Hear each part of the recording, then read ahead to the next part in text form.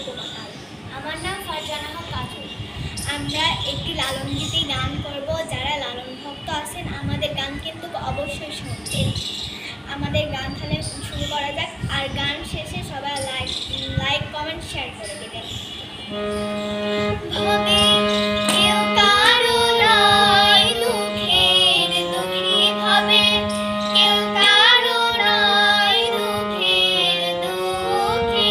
আল্লাহ বলো মনের পাখি একবার মাওলা বলো মনের পাখি হবে, কেউ কারো নয় দুঃখের দুঃখী হবে, কেউ কারো নয় দুঃখের দুঃখী।